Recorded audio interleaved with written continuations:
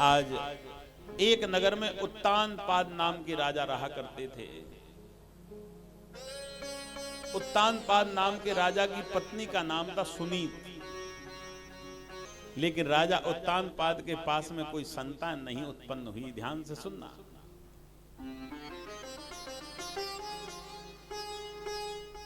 जब कोई संतान उत्पन्न नहीं हुई तो एक बार राजा उत्तानपाद दुखी होने लगे कि मेरे पास में कोई संतान नहीं है।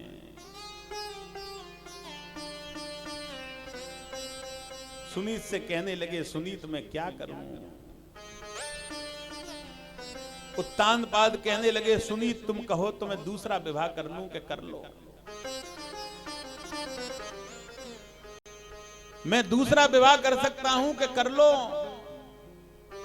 दूसरा विवाह करने के लिए किनके पास में पहुंचे? सुरुचि के पास। अब सुरुचि के भी लक्षण सुन लो, ध्यान से सुनना। सुरुचि के लक्षण। सुरुचि किसे कहते हैं? जो अपने शब्दों से सबको दबाना चाहे वो सुरुचि है। जो अपने के आगे नहीं माने वो सुरुचि है।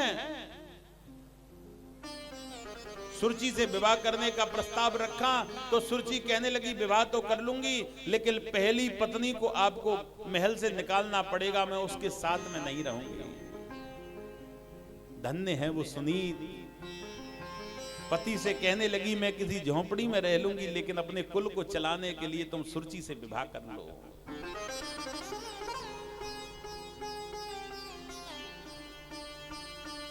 आहा,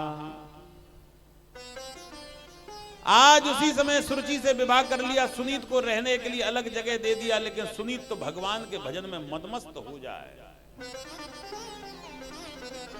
भगवान की भक्ति में मस्त रहे। समय व्यतीत हुआ और समय व्यतीत होने के साथ में सुरुचि से एक पुत्र हुआ। उस पुत्र का क्या नाम रख दिया? उत्तम कुमार। कोई कोई उत्तम भी कहता है, लेकिन उसका नाम रख दिया उत्तम कुमार। आहा, लेकिन सुनीत तो भगवान की भक्ति में लगी रहती। भगवान ने कृपा करी तो उनसे भी एक पुत्र का जन्म हुआ। उस पुत्र का क्या नाम रख दिया? ध्रुव। लेकिन ध्रुव ने कभी पिता को नहीं देखा, माता को ही देखा। संसार माता को समझता था। समय व्यतीत होता गया। पुत्र जब 4 वर्ष का हुआ तो पुत्र छोटे छोटे बच्चों के साथ में खेल रहा था। एक बच्चे के माता पिता आए और पुत्र को ले गए। तो पुत्र ने आज अपने मित्र से कहा कि ये व्यक्ति कौन है? तो पुत्र ने कहा ये मेरा पिता है। कि मेरा? कि तेरा भी पिता होगा, अपनी माता से पूछना। आज ध्रुव जी रोते रोते माता के पास में आए और माता से कहने लगे, माता मुझे बता दे कि मेरा पिता कहां है।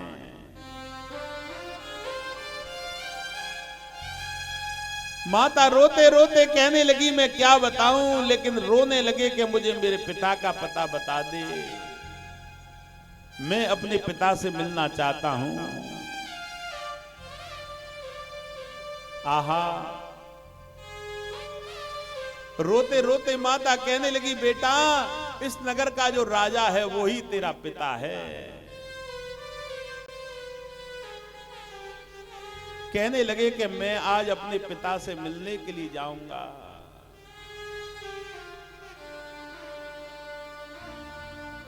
रो रहे हैं। रोते रोते अपने पिता से मिलने के लिए उत्तानपाद से पहुंचे। राजा उत्तानपाद महल में बैठे राजगद्दी पर अपनी दूसरी पत्नी के बेटे उत्तम कुमार को गोदी में रखे हैं। ध्रुव के मन में आया कि मैं भी पिता की गोदी में बैठूंगा। पिता की गोदी में बैठने के लिए तैयार हुआ। सौतेली मैया ने हाथ पकड़ के खींच लिया। तू कौन है? कि मैं इनका पुत्र। के तू पुत्र हो नहीं सकता।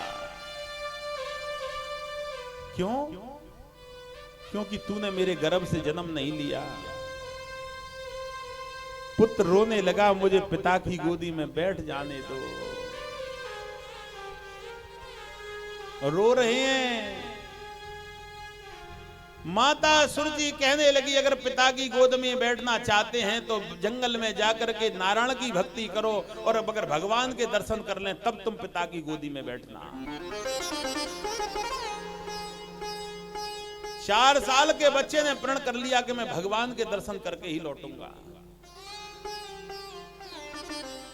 लेकिन बच्चा कहने लगा मैंने भगवान को देखा नहीं है, मैं जानता ही नहीं है। दौड़ते दौड़ते अपनी मैया सुनीत से कहने लगे मैया भगवान कैसा है, मैं जंगल में जाऊंगा तो कैसे पहचानूंगा भगवान कैसा है। माता रोते रोते कहने लगी तपस्या करने मत जाना, तपस्या कोई खेल नहीं है। लेकिन कह रहे हैं कि दे मैया मोई बताए कहां पर रहते राम हमारे, रहते राम हमारे, रहते राम हमारे। दे मैया मोई बताए कहां पर रहते राम हमारे।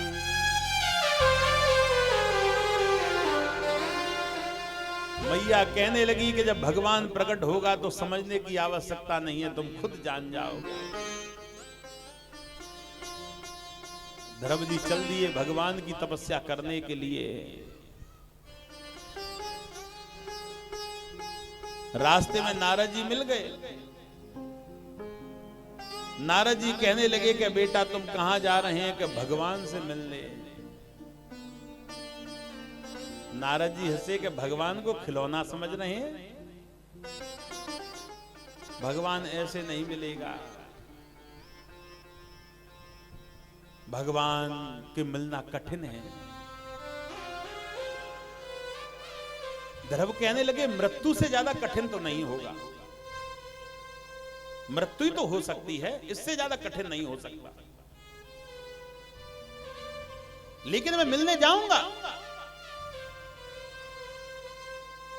मुझे मिलने जाना है। रो रहे हैं मुझे मिलने जाने दो। आज उसी समय कहने लगे कि तुम्हें पता है कि भगवान कैसे मिलेंगे कि नहीं। कहने लगे कि भगवान को मिलने के लिए मंत्र की आवश्यकता है। उसी समय ध्रुव जी चरणों में गिर पड़े कि मुझे मंत्र बता दो, वो कौन सा मंत्र है। कि एक ही मंत्र है कि कौन सा, कि ओम नमो भगवते वासुदेवाय। कौन कौन इस मंत्र का जाप करता है, हाथ उठा करके बताओ। जो प्रतिदिन, अब जो नहीं कर रहा है वो ध्यान से सुनना, यह गृहस्थी के लिए बहुत मजबूत मंत्र है। इसी से विष्णु मिले, इसी से राम मिले, इसी से कृष्ण मिले। प्रातः काल उठ करके जो आसन लगा करके इस मंत्र का जाप करता है उसका पूरा दिन आनंदमय होता है। आहा, इसी मंत्र का जाप करो और मधुवन नाम के क्षेत्र में वहीं भगवान का भजन करो।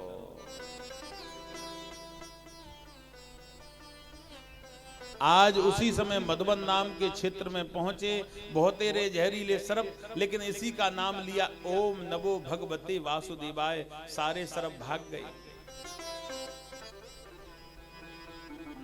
1 महीने भूखे रह करके समय निकाला ध्रुव जी ने। फिर भूख लगी 1 महीने बाद, तो वृक्ष के जो सूखे पत्ते गिर जाते हैं उनको खा करके 1 महीना निकाला। फिर भूख लगी तो जल को पी करके 1 महीना निकाला, और अब तो एक क्षण से खड़े होकर के नारायण की भक्ति में लवलीन हो गए। नारायण की भक्ति में मदमस्त हो गए और कहने लगे बिगर नारायण के मुझे कुछ प्राप्त नहीं होगा। मदमस्त हो गए भगवान के मंत्र में। ध्रुव जी एक क्षण से खड़े होकर के मदमस्त हो गए, हरि नाम के जाप में पागल हो गए। यह मस्ती कहीं और से प्रकट होती है। आजकल इस मस्ती में कम मस्त होते हैं व्यक्ति। मस्ती में कौन से होते हैं, शादी हो जाए रोड पे नाचेंगे, फिर मौसी हो बुआ हो, फिर कहेंगे बुआ लगाना चला दो, आज मेरे यार की शादी है। बुआ कह रही बैंड वाले से वो वाला गाना, आज मेरे यार की शादी। बाप रे बाप, मौसी भी कहती यही गाना चला, इसी पे नाचूंगी। यह भक्ति का रस है, यह नाचना नहीं कहोगे। भक्ति के रस को ठाकुर जी के आनंद में मदमस्त कहोगे। आज एक क्षण से खड़े होकर के मदमस्त हो गए और मदमस्त होकर के ओम नमो भगवते वासुदेवा का जाप किया। माता जी को स्थान दो, बैठो, विराजो। आज उसी समय आनंदमयी श्रीमद् भागवत कथा का रसापान।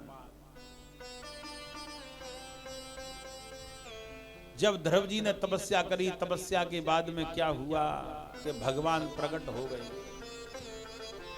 बेटा, कथा में बहुत शांति की आवश्यकता है, अशांति में कथा नहीं सुनी जाती। अच्छा, तुम्हें बात करनी हो तो मैं बता रहा हूं कब करनी है। जब हम भजन गाएं तो तुम उस भड़बड़ी में बात कर लिया करो, पता भी नहीं चलेगी। हम समझेंगे भजन गा रहे हैं, तुम बात कर रहे हैं, ऐसे उसमें। हाँ, आज श्री सुखदेव जी कहने लगे कि महाराज, आज जब भगवान प्रकट हुए तो ध्रुव जी चरणों में गिर पड़े। अब प्रभु कृपा करो यही भांति,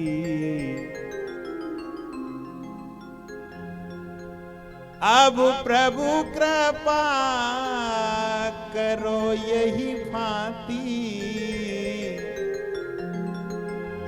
सब तब भजन करूं दिन राति। कृपा होगी जब भजन होगा, अभी कृपा नहीं है। किसी किसी को भजन करने में नींद आती है, किसी किसी को भजन करने में दर्द होता है, किसी किसी को भजन करने में परेशानी होती है, क्योंकि अभी तक कृपा नहीं है। आहा,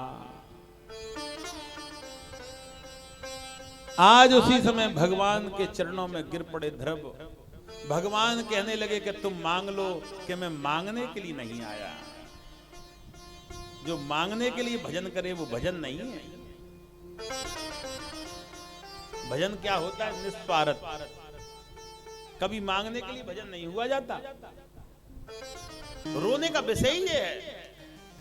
आहा, आज इसी प्रकार से ध्रुव जी कहने लगे, प्रभु तुम मुझे चाहिए, मैं लोभ की वजह से तपस्या नहीं की। भगवान कहने लगे, मैं आशीर्वाद देता हूं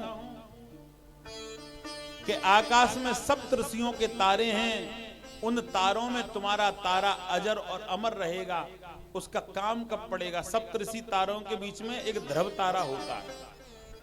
उस ध्रुव तारे की हमें जरूरत कब पड़ती है? जब हमारे यहां विवाह होता है, 7 भामर डल जाती हैं, फेरे हो जाते हैं, फिर ब्राह्मण सुबह के समय 4 बजे या 3 बजे के आसपास कहेगा कि आकाश की ओर देखो। तो जब आकाश की ओर कहेंगे ध्रुव जी के दर्शन करो, तब उनकी शादी पूर्ण होती है। बोली वृंदावन बिहारी लाल। आज उसी समय ध्रुव जी से कहा कि तुम महान राजा कहलाएंगे। इतना कहकर के भगवान अंतर ध्यान हो गए। अब ध्रुव जी वापस चलने लगे। अब ध्रुव जी की महत्वपूर्णता देखो। ध्रुव जी सोचने लगे कि सबसे पहले मैं सौतेली माता के चरण छूऊंगा, क्योंकि सौतेली माता मुझे हाथ पकड़ के नहीं भगाती तो मैं भगवान के दर्शन नहीं कर पाता। मुझे सौतेली माता के चरण छूने। सौतेली माता के चरणों को छुआ। पिता की गोदी में बैठे और अपनी माता का ध्यान आ गया। रोते हुए माता के पास में पहुंच गए। सौतेली माता का पुत्र उत्तम कुमार बियावान जंगल में गया। अच्छ लोगों ने उसे मार दिया। ध्रुव जी सेना सजा करके गए, अच्छ लोगों से युद्ध किया। और जब अच्छे लोगों से युद्ध किया, युद्ध में ध्रुव जी की जीत हुई। ध्रुव जी उसी दिन से महान राजा कहलाने लगे। बोली भक्त और भगवान की।